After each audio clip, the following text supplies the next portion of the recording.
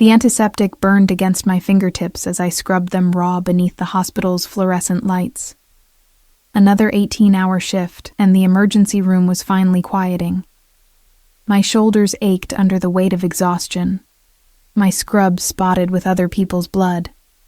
Just one more hour, I told myself. One more hour and I could collapse into my tiny apartment, where the rent was 3 months overdue. Nina, we've got another one coming in. The charge nurse's voice cut through my momentary peace. I nodded, stuffing the granola bar I'd been saving back into my pocket. Food would have to wait again. The sliding doors hissed open, and I expected the usual: a car accident victim, a bar fight, maybe another overdose. But what entered instead sent a ripple through the ER staff. First came 2 men in immaculate suits despite the late hour, their eyes scanning every corner of the room, hands positioned too close to their jackets.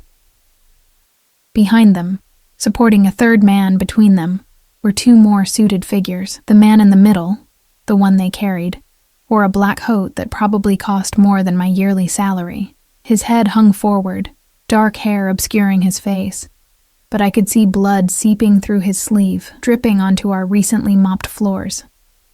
GSW to the right shoulder. No police, the first man said, his accent thick with Eastern European cadence. His eyes met mine, cold and evaluating. Private room. Now.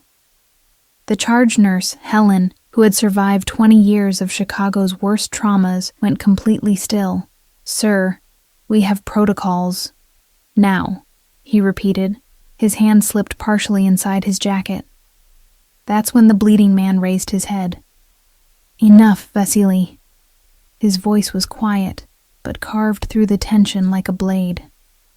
Despite his obvious pain, his posture straightened, and suddenly, he didn't seem supported by his men so much as surrounded by them. His eyes, startlingly pale against olive skin, swept the room before landing on me. "You, doctor, she's just a nurse," one of his men muttered. "I said doctor," he corrected, never breaking his gaze from mine. I wasn't a doctor, not yet. 3 more years of saving, of working double shifts, of fighting the system that had already buried me in debt from my first failed attempt at medical school. But I was the closest thing to a trauma specialist on the night shift. "Examination room 3, I heard myself say, surprising everyone, including myself. "It's at the end of the hall, private." The man nodded once, a barely perceptible movement that nonetheless seemed to set everything in motion. His men moved him down the hall, their expensive shoes squeaking against the linoleum. Helen caught my arm as I grabbed a trauma kit. "Nina, you don't have to."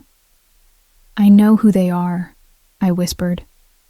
Everyone in Chicago knew the Sokolov family controlled everything from the docks to City Hall, but he's still bleeding. The police will ask questions none of us want to answer. I squeezed her hand. "I've got this.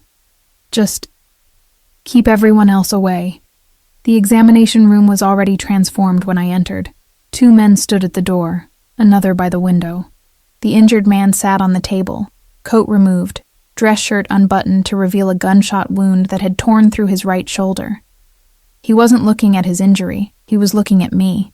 "Everyone out," I said, surprised by the steadiness in my voice. No one moved. "I need to treat him. Alone." I set down my supplies, meeting the pale eyes of the man who could probably have me disappeared with a single word. A slight curve touched his lips. Not quite a smile. "You heard her," he said, and like magic, his men filed out. Though only as far as the hallway, I was certain.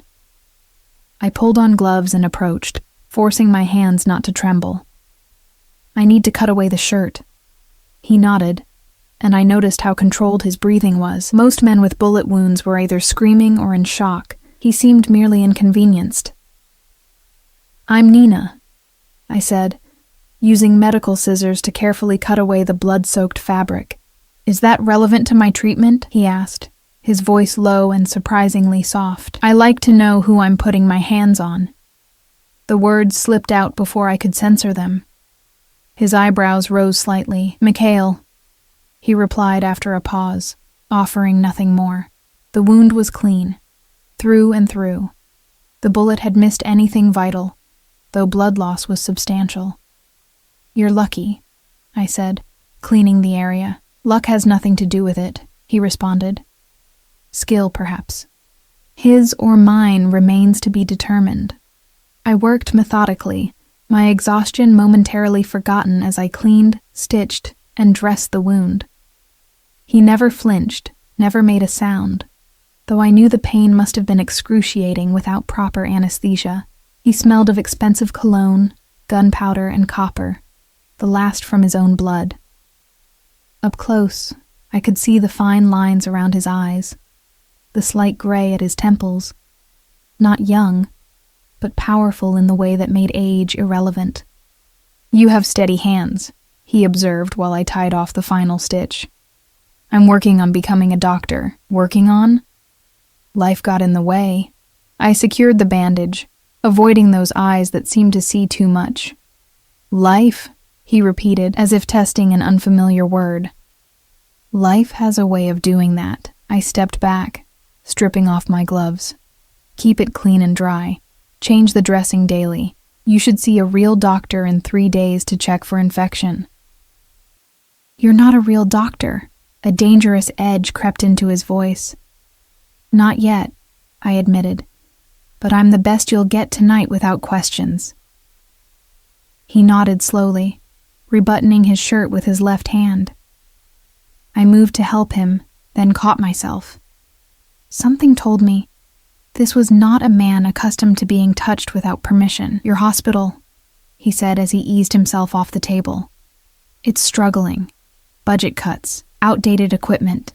It wasn't a question, but I answered anyway. "We do what we can." He reached into his pocket, and I instinctively stepped back. He paused, those pale eyes noting my reaction, before withdrawing a business card. No name, just a number. He placed it on the table. "If you need anything," he said. I didn't take it. "I don't need anything from you." That almost smile again. "Everyone needs something, Nina." The way he said my name sent a chill down my spine. "And debts must always be repaid." "There's no debt. I was doing my job." He studied me for a moment longer. "We'll see." His men appeared at the door without being called, surrounding him once more. I watched them leave, the card still sitting on the examination table. After they disappeared, I sank into a chair, my hands finally beginning to shake. I stared at the card for a long time before tucking it into my pocket. Not because I intended to use it, I told myself, but because it was evidence of what had happened. I filed no report that night. Neither did Helen. The security cameras in examination room 3 mysteriously malfunctioned. By the time my shift ended, I'd almost convinced myself it had been a stress-induced hallucination. Until I reached my apartment building and saw the sleek black car parked outside. My heart hammered against my ribs as I ducked into the alley, taking the fire escape up to avoid my own front door. The apartment was dark and empty when I finally climbed through my window, scraping my knee on the frame. I collapsed onto my bed, still in my scrubs, telling myself I was being paranoid. The pounding on my door came at exactly 6 a.m. I jolted awake, disoriented, grasping for a weapon and finding only a textbook. The pounding continued. "Nina Russo," a voice called. Not one I recognized from the hospital. "Open the door." I pressed my eye to the peephole. Another suited man, another expressionless face. "What do you want?" I called, voice raspy with fear. "Mr. Sokolov requests your presence." Sokolov. My blood turned to ice. Everyone knew the name, whispered in Chicago's shadows. Mikhail Sokolov. I'd treated the head of the Russian mob and hadn't even realized it. "I'm not going anywhere," I replied, trying to sound braver than I felt. "This is not a request you can decline." His tone remained neutral, but the threat was clear. "I have work. Your shift has been covered." Of course it had. "Please pack an overnight bag." Overnight? Panic clawed at my throat. I treated his wound. Mr. Sokolov will determine when debts are settled. A pause. "You have 10 minutes. The alternative is less comfortable." I stepped back from the door, mind racing. The fire escape? They'd be watching it now. Call the police? And tell them what? I'd voluntarily treated a mob boss and was now being summoned? They were probably on his payroll anyway. The business card seemed to burn in my pocket. This was why he'd given it to me, not so I could call him, but so his men could find me. 10 minutes later, I emerged with a small duffel bag containing a change of clothes, my phone charger, and pepper spray. I had no illusion would help me. The man nodded approvingly and gestured to the car. "Where are you taking me?" I asked as he opened the door. "To answer Mr. Sokolov's summons," he replied, as if it were the most natural thing in the world. The car door closed behind me with the finality of a coffin lid. As we pulled away from my apartment, away from everything familiar and safe, I realized I'd made a critical error in that hospital room. I'd shown competence, and in Mikhail Sokolov's world, competence was a commodity to be owned. Block 2. The car's interior was cold and smelled of leather and something faintly metallic. The driver and the man who'd collected me sat in silence, the city passing by in a blur outside tinted windows. I tried to memorize our route, but after 30 minutes of turns and backtracking, I lost my bearings completely. We were heading away from downtown Chicago. That much I knew. "Why does he want me?" I finally asked, unable to bear the silence. The man beside me, younger than I'd first thought, maybe early 30s, glanced at me.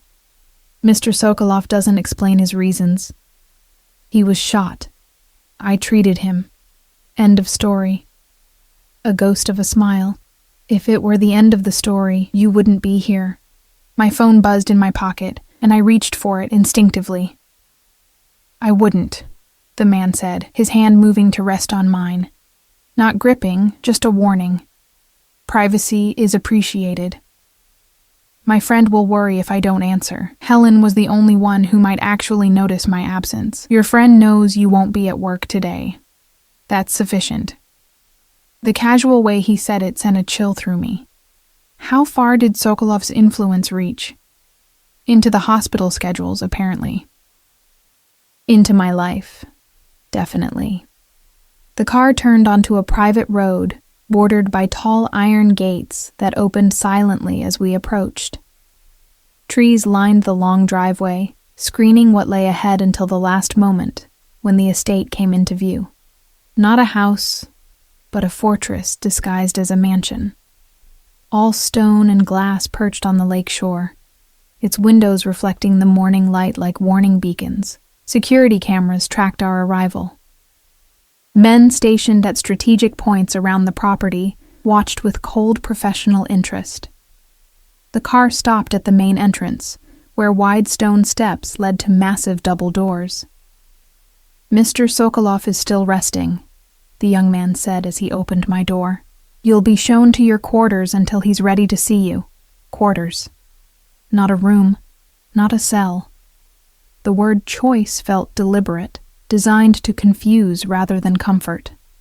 A woman met us at the door, mid-50s, steel gray hair pulled into a severe bun, wearing a simple black dress that screamed authority. "Ms. Rousseau," she said, her accent thicker than the men's. "I am Irina. I manage the household." She looked me over, making no effort to hide her disapproval of my worn jeans and wrinkled blouse. I'd changed out of my scrubs, but had few options that would impress in a place like this. "This way," she said, turning without waiting for a response. The interior of the house was surprisingly austere for a man of Sokolov's wealth, elegant but sparse, with hardwood floors, cream walls, and minimal decoration. No family photos, no personal touches. It felt like an elaborate hotel rather than a home. "Why am I here?" I asked as we climbed a curved staircase.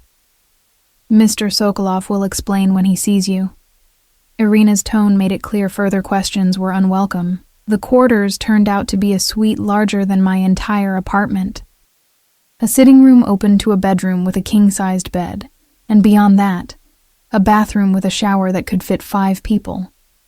Floor-to-ceiling windows overlooked Lake Michigan, the water stretching to the horizon. "You'll find suitable clothes in the closet," Irina said. "Yours will be taken for cleaning." I clutched my bag tighter. "I prefer my own clothes." Her eyes narrowed slightly. "Mr. Sokolov has standards for his guests."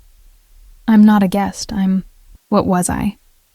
Prisoner seemed melodramatic, but not entirely inaccurate. "You are here at Mr. Sokolov's invitation," she replied. "That makes you a guest, for now." The implied threat hung in the air between us. "When will I see him?" I asked. "When he asks for you." She moved toward the door. "The room is monitored. For your safety, of course. Do not attempt to leave the suite unescorted." The door closed behind her with a soft click, but I heard the unmistakable sound of a lock engaging. Guest indeed. I explored my gilded cage, finding the closet filled with clothes in my size, everything from casual wear to evening gowns, all with price tags removed but obviously expensive. How long had he been planning this? How had he known my sizes? The thought of Sokolov's men going through my apartment, examining my clothes, made me shudder. The bathroom contained high-end toiletries, a hairdryer, makeup, all brand new. The medicine cabinet held basic first aid supplies, nothing that could be used as a weapon. I checked my phone. No signal. Of course. Hours passed. I showered, if only to wash away the hospital smell that still clung to me, and changed into the least intimidating outfit I could find, black pants and a simple blue sweater. I paced the room, tried to read a book from the small collection on a shelf, and finally curled up in a window seat, watching the lake water turn golden in the late afternoon sun. When the door finally opened, I expected Irina, or perhaps another suited man. Instead, Mikhail Sokolov himself stood in the doorway. He looked different in daylight, more substantial somehow. His dark hair was combed back from his face, highlighting sharp cheekbones and those unsettling pale eyes. He wore a simple black shirt, unbuttoned at the collar, the right sleeve looser to accommodate the bandage I'd applied, black pants, expensive shoes. No tie, no jacket. Casual for him. "Ms. Russo," he said, his voice the same quiet strength I remembered. "I hope you've been comfortable." I stood, crossing my arms. "Why am I here?" He entered the room, closing the door behind him.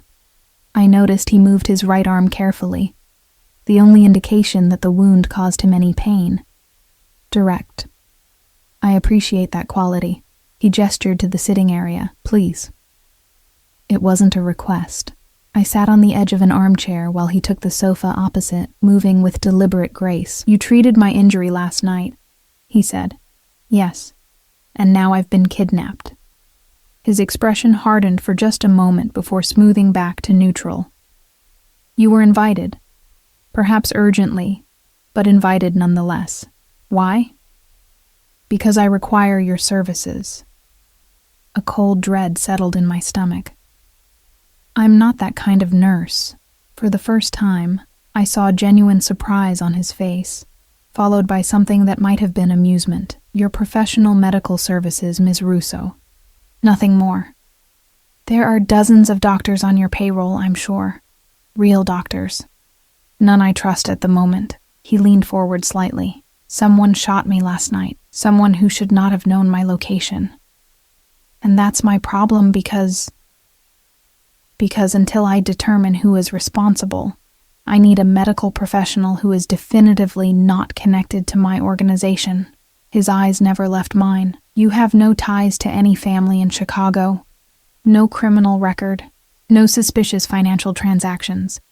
Your life is an open book of work, study, and struggle." The casual recitation of my background made me feel naked. "You had me investigated. Thoroughly. In what, 8 hours? I'm efficient." He stood, moving to the window. "I have a proposition for you, Nina Russo." "I'm not interested." "You haven't heard it yet." He turned back to me, the fading sunlight casting half his face in shadow. 2 weeks. You remain here as my personal medical attendant. Ensure my wound heals without complication. In return, your remaining medical school debt will be paid in full, plus compensation for your time. I stared at him, certain I'd misheard. My medical school debt? $173,422.16 as of this morning. The precise figure, the exact amount that had haunted me for years, knocked the breath from my lungs. "Why would you do that?" "I repay my debts, Ms. Russo. You provided a service when I needed it most. Now I'm offering you what you need most. Freedom isn't for sale. Everyone's freedom has a price. Yours happens to be quite specific." He moved closer, and I fought the urge to back away. "You're already a prisoner, Nina, to your debt, to your circumstances. I'm offering a different cage, temporary, but with a door that opens to the life you actually want." His words hit with uncomfortable precision. How many double shifts had I worked? How many sleepless nights? How many meals skipped? All because of that number. And here he was, offering to erase it as casually as ordering dinner. "What's the catch?" I asked, because there had to be one. "The terms are as stated. You stay. You tend my wound. You speak to no one about what you see or hear. After 2 weeks, you return to your life, debt-free, with a generous bonus. And if I refuse?"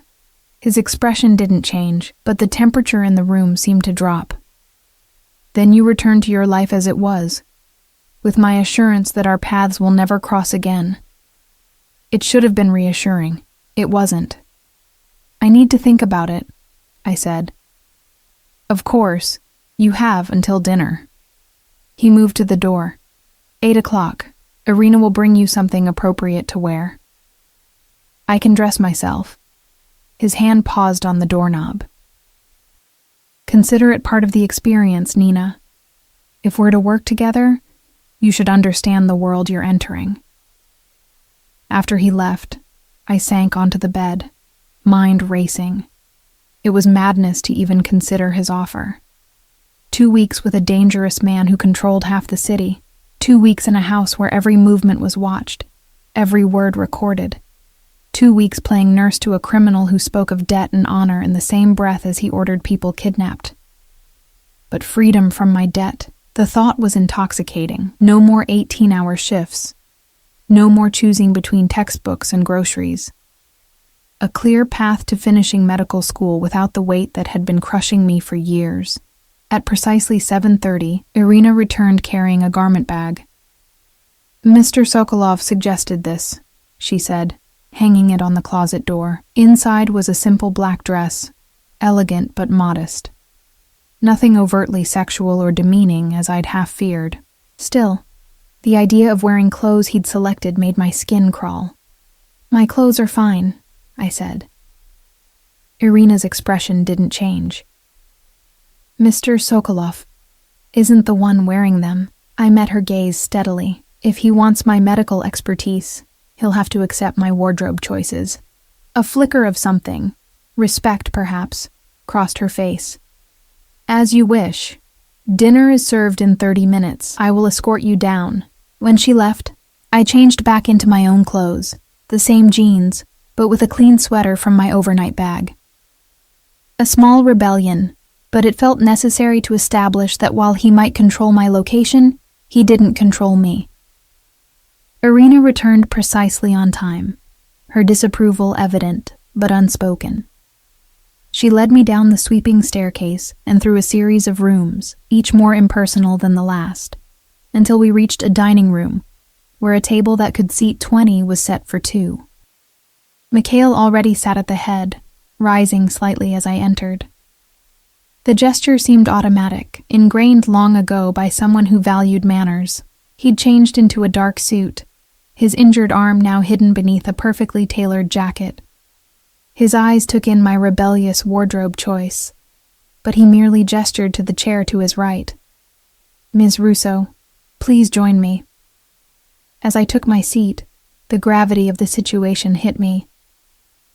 I was about to have dinner with one of Chicago's most dangerous men. And by the end of the meal, I would have to give him my answer. Dinner was a silent, tense affair.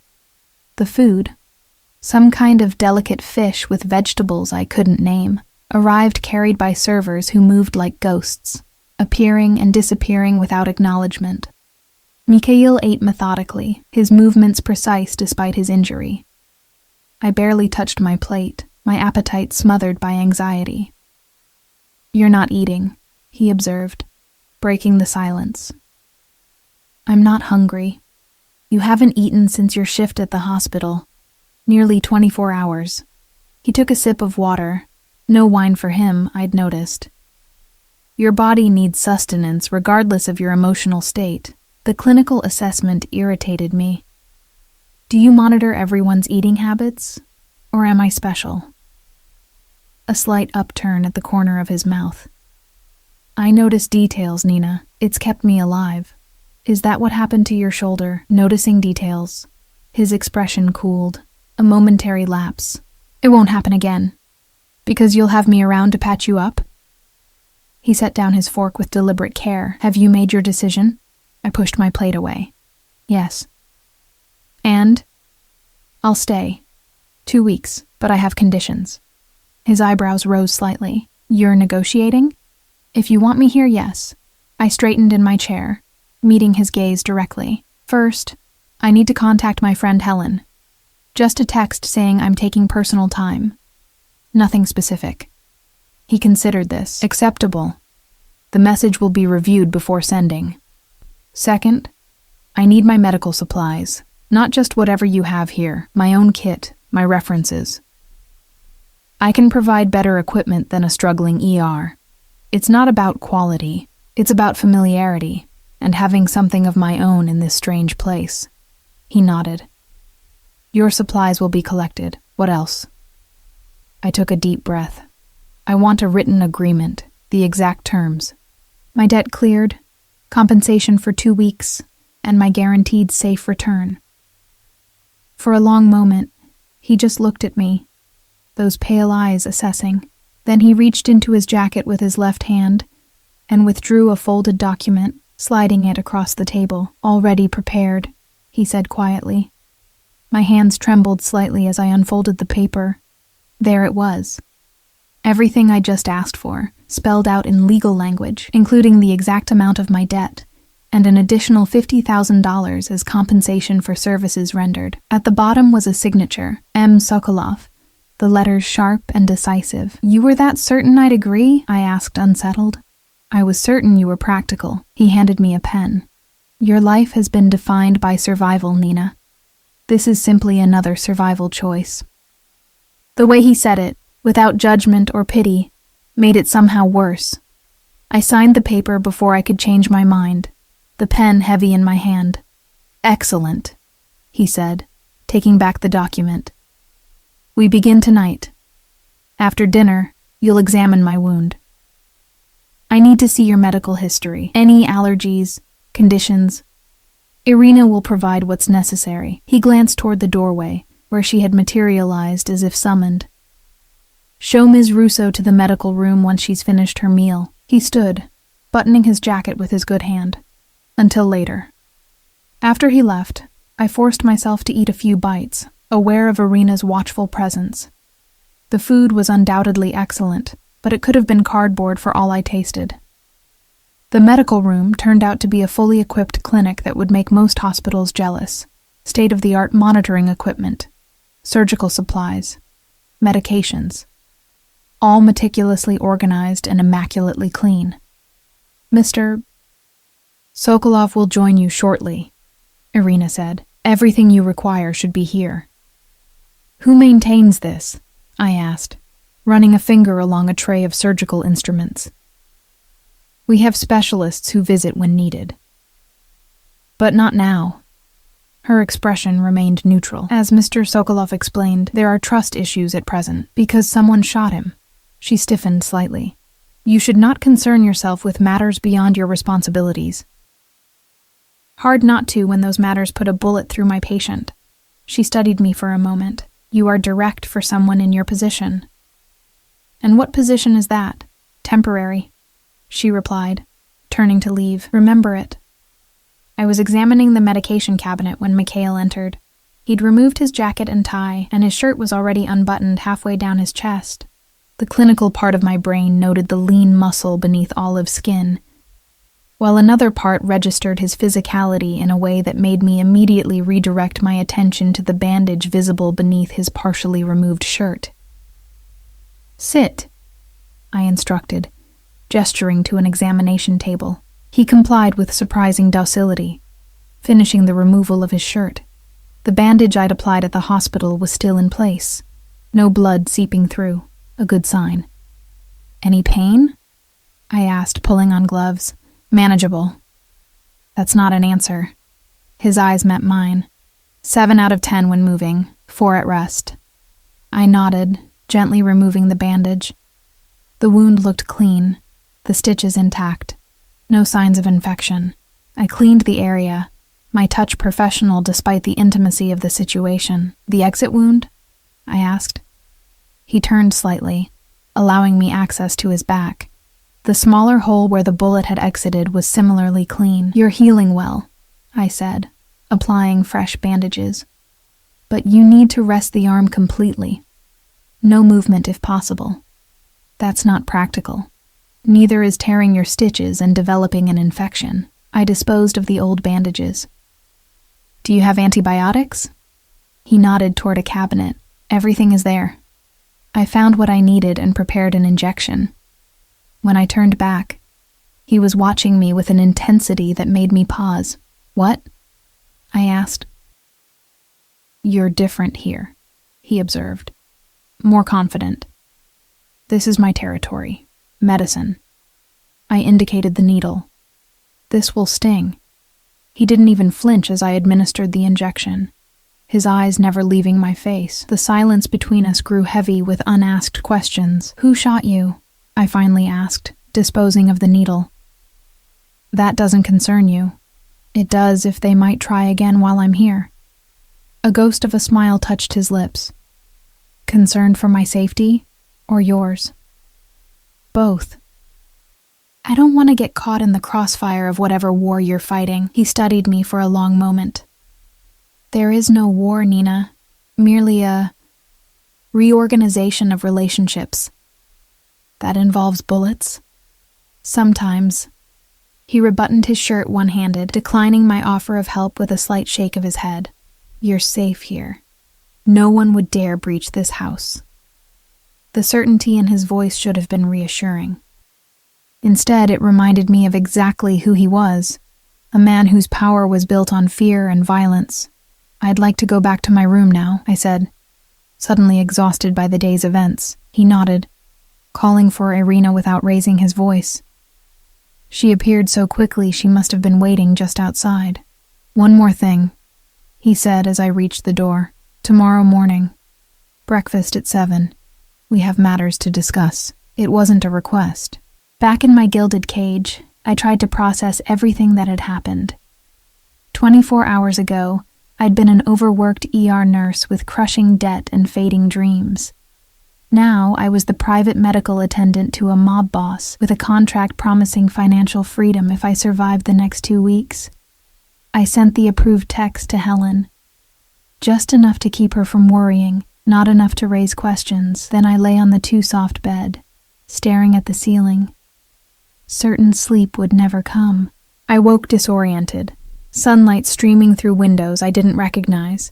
For one blissful moment, I forgot where I was. Then reality crashed back. The mansion, the contract, Mikhail Sokolov. A knock at the door announced Irina, who entered carrying a tray. Breakfast, she said, setting it on a small table by the window. Mr. Sokolov asked me to inform you he's been called away unexpectedly. Your morning meeting is postponed. Relief flooded through me, a reprieve, however brief. When will he return? When his business is concluded. She moved to the door. The grounds are available for your use today, under escort. Mr. Sokolov thought you might appreciate fresh air. After she left, I investigated the tray: coffee, toast, fruit. Simple, but high quality. My stomach growled, reminding me how little I'd eaten the day before. I spent the morning exploring the mansion under the watchful eye of a guard who introduced himself only as Dmitri. The house was larger than it first appeared, with wings extending in multiple directions, most areas closed off or locked.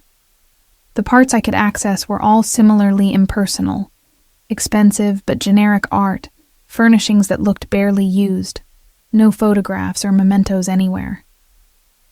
"Does he actually live here?" I asked Dmitri, as we walked through a sitting room that looked like a museum display. "Mr. Sokolov has many residences," he replied, his accent thicker than Mikhail's. "For security. It doesn't look like anyone lives here." Dmitri's expression remained impassive. "Mr. Sokolov values privacy." The grounds were more impressive: manicured gardens stretching to the lakeshore, a pool area sheltered by tall hedges, even a small orchard. All surrounded by a high stone wall topped with security cameras and, I suspected, more deterrents I couldn't see. I was sitting by the pool, enjoying the September sun, when I heard the unmistakable sound of helicopters approaching. Dmitri immediately straightened, hand moving inside his jacket. "Inside," he ordered. "Now." "What's happening?" "Inside." This time there was no room for argument. He rushed me back to the house through corridors I hadn't seen before, eventually returning me to my suite. "Remain here until called for," he said, locking the door behind him. Through the windows, I could see men moving with purposeful efficiency across the grounds. Something had happened, something that put the entire estate on alert. Hours passed. No one came. No explanation was offered. I tried the door, still locked. My phone, still no signal. The sun began to set, casting long shadows across the lake. Just as I was considering whether the sheets would hold my weight if I tried to escape through the window, the lock clicked. I expected Irina, or perhaps Dmitri. Instead, Mikhail stood in the doorway, his face a mask of controlled fury, blood staining his shirt. Blood that wasn't his. "Your services are required," he said, his voice colder than I'd yet heard it. "Immediately." I followed Mikhail through corridors I hadn't been shown before, deeper into the mansion's west wing. His pace was brisk despite his injury, and the tension radiating from him made me reluctant to ask questions. The blood on his shirt was fresh, dark crimson splatter patterns that told a story of proximity to violence. We entered a room dominated by a hospital bed, where a young man lay unconscious, his face bruised almost beyond recognition. Blood soaked through hastily applied bandages on his torso. Two men stood by the wall, their expressions grim. "What happened to him?" I asked, immediately moving to check his pulse, weak but present. "He was discovered," Mikhail replied cryptically, nodding to the men who promptly left, closing the door behind them. I peeled back the bandages, revealing a knife wound that had penetrated deep into the abdomen. "He needs a hospital. Surgery." "That's not possible. He could die without proper treatment." Mikhail's expression remained impassive. "Then ensure he doesn't die. You have everything you need here." I looked around at the equipment: surgical instruments, monitors, even a portable ultrasound. This wasn't just a first aid station. It was prepared for exactly this scenario. "I'm not a surgeon," I protested, though I was already washing my hands, medical training overriding my objections. "You've assisted in trauma surgeries. I've seen your hospital records." Of course he had. Assisting isn't the same as performing. "You're his only chance, Nina." His voice softened slightly. "And I'm told you're very good." The flattery didn't mask the implicit threat. If this man died, it wouldn't reflect well on me. I took a deep breath, assessed the wound more carefully, internal bleeding. "But if I moved quickly, I need an assistant," I said. "Irina has medical training. Within minutes, she appeared wearing scrubs, her hair now concealed under a surgical cap. Together, we prepped the patient, started IVs, administered antibiotics and blood. They even had his type ready, which raised questions I didn't have time to ask. I lost myself in the procedure, instinct and training taking over. The wound had damaged the spleen but miraculously missed other vital organs. I controlled the bleeding, repaired what damage I could, and closed with stitches that would leave less scarring than the rushed field dressing would have. Throughout the impromptu surgery, Mikhail remained in the room, silent and watchful. Not once did he leave or check his phone. His focus remained on the unconscious young man. And on me. "He'll live," I said finally, stripping off my gloves. "But he needs real post-operative care." "You'll provide it," Mikhail replied. He approached the bed, looking down at the patient's face with an expression I couldn't read. "His name is Alexei. He's my brother." I stared at Mikhail, reassessing everything. "Your brother?" "Half-brother. Much younger." He touched Alexei's hand briefly. "He was working for me. Undercover." Understanding dawned.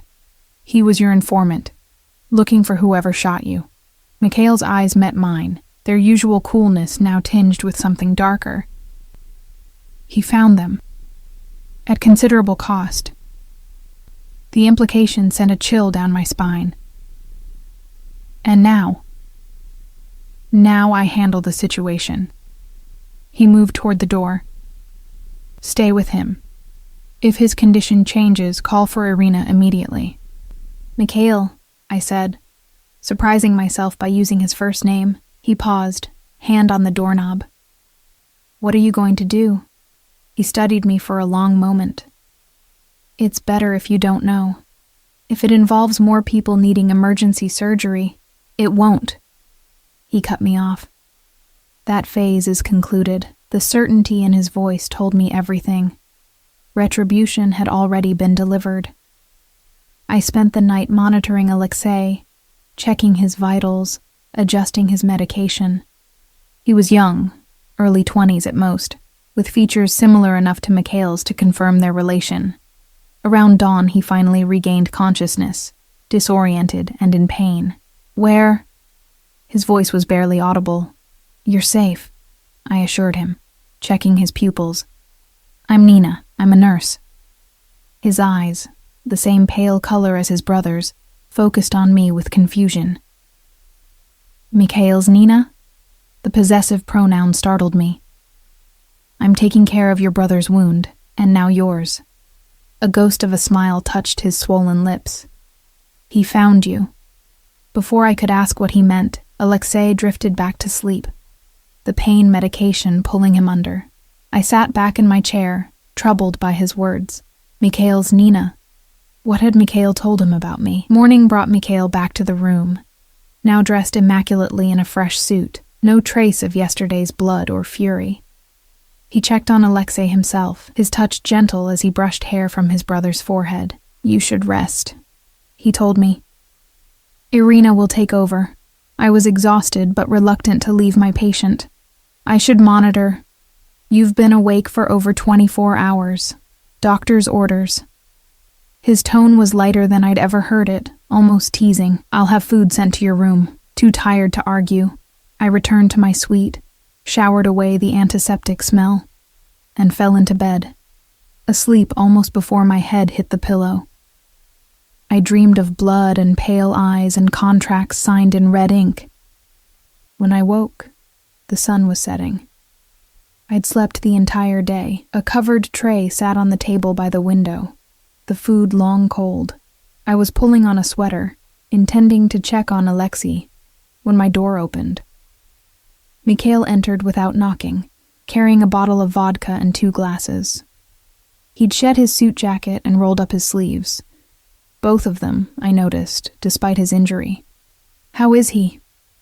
I asked immediately. "Stable, improving." He set the glasses down, poured a measure into each. "Thanks to you." I accepted the vodka, needing its burn. "I was doing my job. You saved my brother's life." He raised his glass slightly. That creates a bond between us, Nina. There's no bond. There's a contract. Life doesn't reduce to paper terms. He took a seat across from me, movements fluid despite the wound I knew must still pain him. You've proven yourself twice now. Trustworthy. Skilled. What does that mean for me? I asked warily. It means I'm revising our arrangement. He sipped his vodka, eyes never leaving mine. I want you to stay longer than 2 weeks. That wasn't our agreement. I'm prepared to be very generous. The calm way he said it, as if my consent were merely a formality, ignited something in me. I'm not for sale, not for 2 weeks, not for longer. Everyone has a price, Nina. You keep saying that, but it's not true. I set down my glass. Some things matter more than money. Like what? Freedom. Choice. Not spending my life patching up criminals after they stab each other. A dangerous stillness settled over him. Is that what you think I'm asking? For you to be my personal criminal medic? Isn't it? He leaned forward. I'm offering you a place in my organization. Protection. Resources. Your medical school completed at the finest institutions, without debt or compromise. I stared at him. Why would you do that? Because talent should be nurtured. Because loyalty should be rewarded. His voice dropped slightly. Because I see potential in you that exceeds the limitations you've accepted. Potential for what? To become like you? A smile touched his lips, but didn't reach his eyes. To become fully yourself, without the constraints that have held you back. The offer was seductive, not just the money or education, but the freedom from struggle he promised. Yet I knew the price would be my conscience.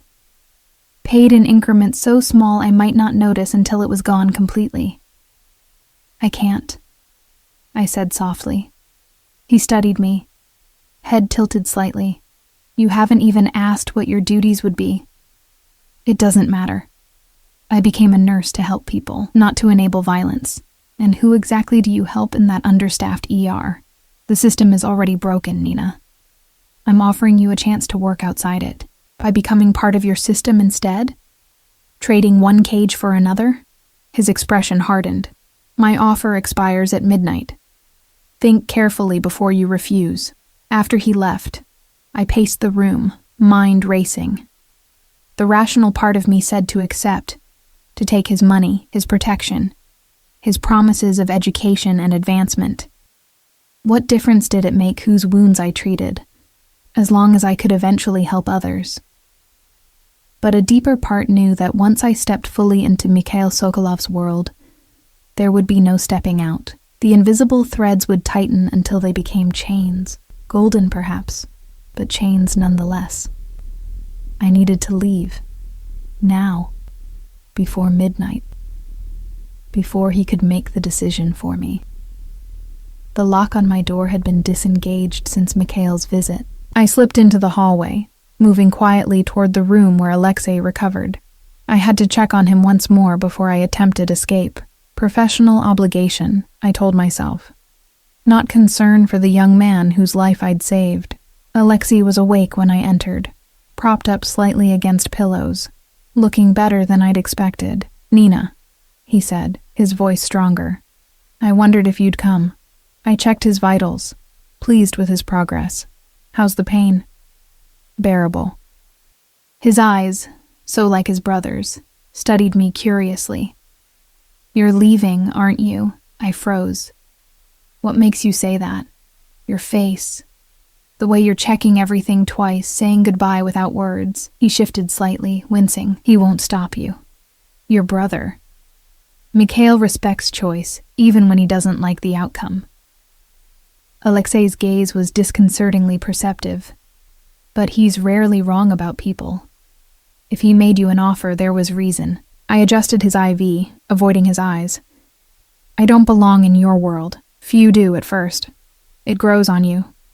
A weak smile. Like family. A dangerous family. The best kind. His smile faded. Be careful out there, Nina. You've seen too much now. Not everyone is as principled. as my brother. The warning lingered in the air between us. I completed my examination, left instructions for his care, and finally allowed myself one small admission. I'm glad you'll recover. Thanks to you. He caught my hand as I turned to leave. Whatever you decide, you've earned his respect. That's rare and valuable. In the hallway, I stood for a long moment, torn between the path to the front door and the path back to my room. Freedom or security, principles or pragmatism, the choice I made now would define everything that followed. I chose freedom. The night air bit through my thin sweater as I slipped out a service entrance, having navigated the mansion's labyrinthine corridors by memory and instinct. The security was lighter than I'd expected. Perhaps Mikhail truly didn't anticipate my leaving, or perhaps he'd ordered them to let me go.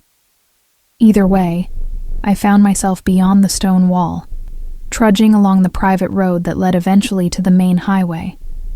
My phone remained useless. No signal. Battery nearly dead. I had no money for a cab, no clear idea of exactly where I was. All I knew was that with each step away from the mansion, the tightness in my chest eased slightly, even as the cold September night wrapped around me. After nearly an hour of walking, headlights appeared behind me. I stepped off the road, heart hammering, ready to run into the dense trees if necessary. The car slowed, a sleek black sedan that could have been any of Sokolov's fleet.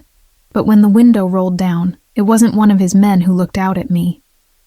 It was Irina. "Get in," she said, her voice carrying the same flat authority as always. "I'm not going back. Did I say anything about going back?"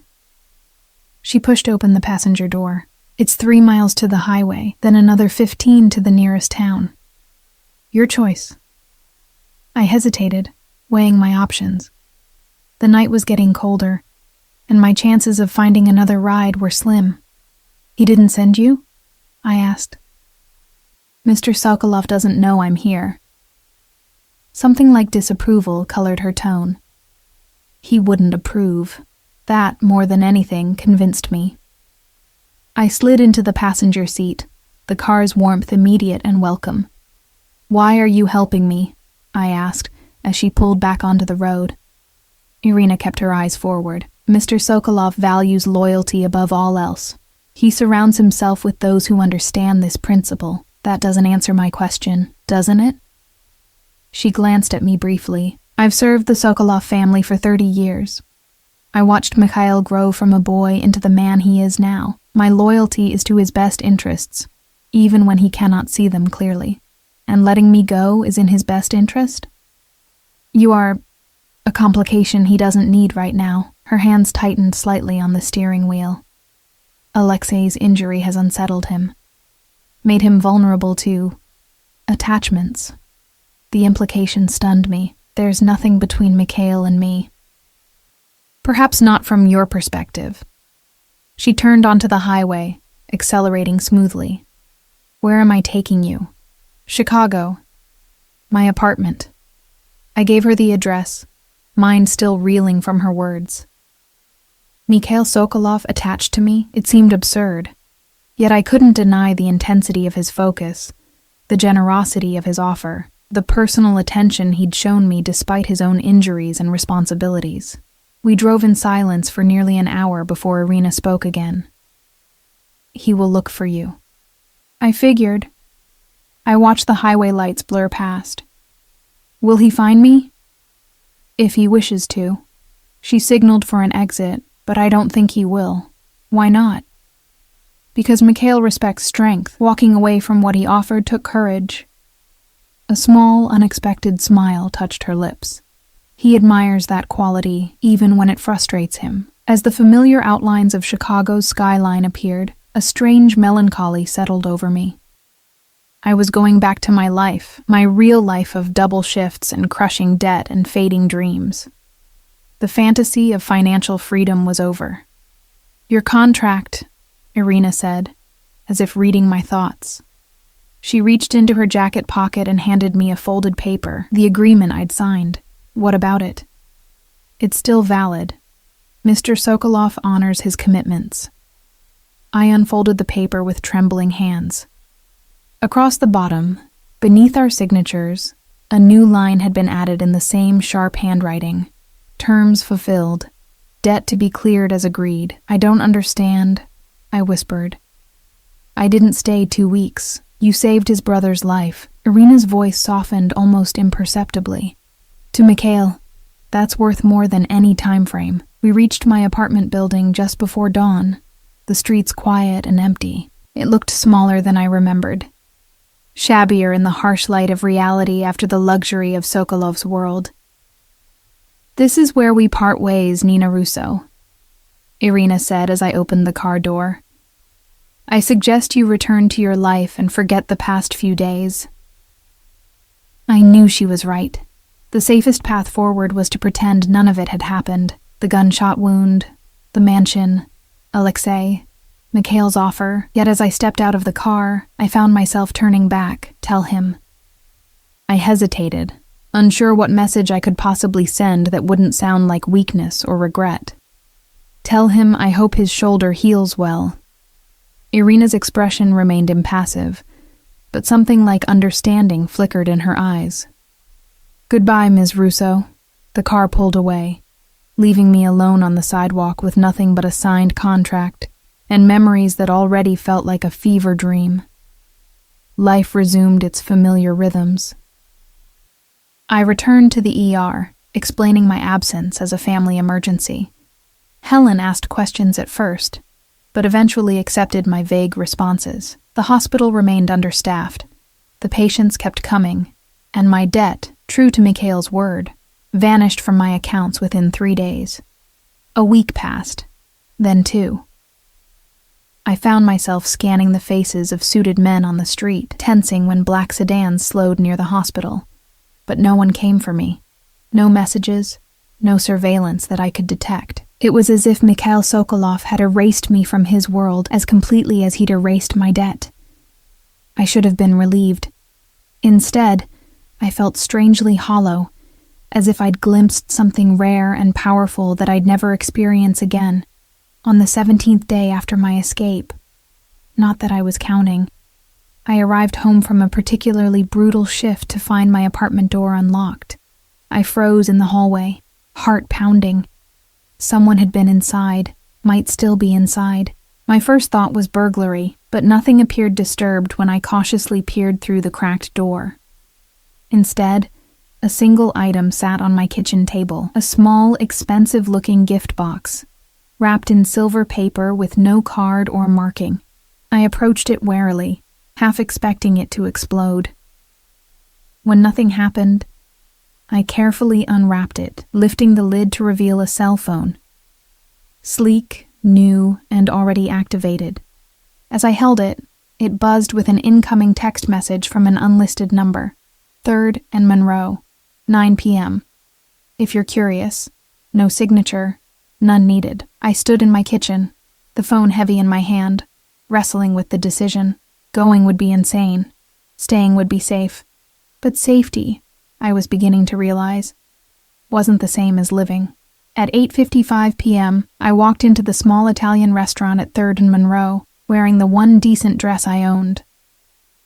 The maitre d' nodded as if expecting me, leading me through the main dining room to a private area and back. A single table was set for 2, with Mikhail Sokolov waiting beside it. He looked different, more relaxed, his suit less formal, his hair slightly tousled as if he'd been running his hands through it. The only familiar elements were those pale eyes, which tracked my approach with the same intensity I remembered. You came, he said, moving to hold my chair. His right arm seemed to be healing well, the movement almost natural. I was curious, I replied, taking the seat. How's your shoulder? Healing nicely. Your work was excellent. He sat across from me, a bottle of wine already breathing between us. And Alexei is recovering well. He asks about you. I'm glad. I fidgeted with my napkin, suddenly nervous. Why am I here, Mikhail? He poured wine for both of us, his movements deliberate. Because I wanted to see you again. Why? You're direct as always. A smile touched his lips. I find myself thinking about you, more than is reasonable. The admission surprised me. I left. Yes, and that was your right. He raised his glass slightly. I misjudged what you wanted, which was not to be owned. His gaze was steady. I offered you security, but what you value is freedom. I understand that now. I took a sip of wine, needing a moment. So what's this? A new offer? This is dinner, Nina. Nothing more. He gestured to the restaurant around us. Neutral ground. No contracts. No expectations. Just two people who barely know each other. Two people who perhaps understand each other better than you think. He leaned forward slightly. You could have ignored my message. You didn't. That suggests curiosity. At minimum. He wasn't wrong. Despite everything, I had been unable to stop thinking about him. His confidence, his complexity, the glimpses of honor beneath the dangerous exterior. I have conditions, I said. His eyebrows rose slightly, amusement flickering in his eyes. Again with the negotiations, my life stays separate from yours. I don't treat your associates. I don't attend your functions. I don't become part of your world. Understandable. I finish medical school on my own terms. No interference, no shortcuts. He nodded. What else? I took a deep breath. Total honesty between us. I need to know who you really are. Not just what the rumors say. His expression sobered. That's a dangerous request, Nina. Knowledge has consequences. I've already seen enough to put me in danger. I'd rather know the full truth than half-truths. He considered this for a long moment. And in return? In return, I'll have dinner with you. Conversation. Nothing more promised. The corner of his mouth quirked upward. A limited offer. Take it or leave it. His smile widened into something genuine. I accept your terms. What followed was the strangest first date of my life, if it could be called a date at all. Over exquisite food I barely tasted, Mikhail Sokolov told me his story. Born in Russia to a minor crime family, brought to America at 12 when his father expanded operations. The violence of his childhood, the death of his mother, the strict code his father instilled. How he'd taken over the family business at 23 when his father was assassinated. How he'd expanded it beyond smuggling and protection into legitimate enterprises, real estate, shipping, technology investments. The world sees only one dimension of what I do, he said. The violence, the intimidation. They don't see the communities we protect, the businesses we save from predatory corporations, the families we support. You're still breaking the law, I pointed out. Some laws deserve to be broken. His eyes held mine. You've worked in that ER long enough to see how the system fails people. How many lives are destroyed because healthcare is a privilege, not a right? How many families bankrupted by medical bills? The system you work within is just as corrupt as mine. The difference is mine acknowledges its nature. I couldn't entirely disagree, which disturbed me. That doesn't justify violence. No, but it explains it. He twisted his wine glass slowly. Violence is sometimes necessary, but never my first choice. Despite what you may think, I don't enjoy it. Then why continue this life? You have money, connections. You could go legitimate completely. Could I? He smiled faintly. The world doesn't let men like me simply walk away, Nina. Too many people depend on me. Too many enemies wait for weakness. He paused. And there's Alexei. What about him? He's young, impulsive. If I stepped away, he would take over, and he lacks restraint. Mikhail's expression darkened. The devil you know is sometimes better than the one waiting to take his place. By the time we finished dinner, I felt as if I'd glimpsed a side of Mikhail Sokolov that few ever saw. The strategist, the reluctant leader, the man who lived by a code that was foreign to me, but internally consistent for him. May I walk you home? He asked as we stood outside the restaurant. I hesitated, then nodded. Just walking.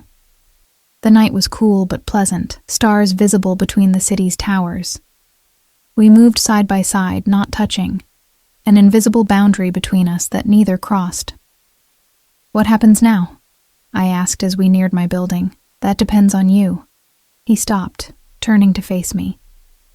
"I would like to see you again, on your terms." "Why me?" "There must be dozens of women who'd be easier, who wouldn't make demands or ask uncomfortable questions. Precisely why they don't interest me." His gaze was steady. "You challenge me, Nina. You see the world differently than I do. And you're not afraid of me. I probably should be, but you're not." He stepped closer, still not touching me.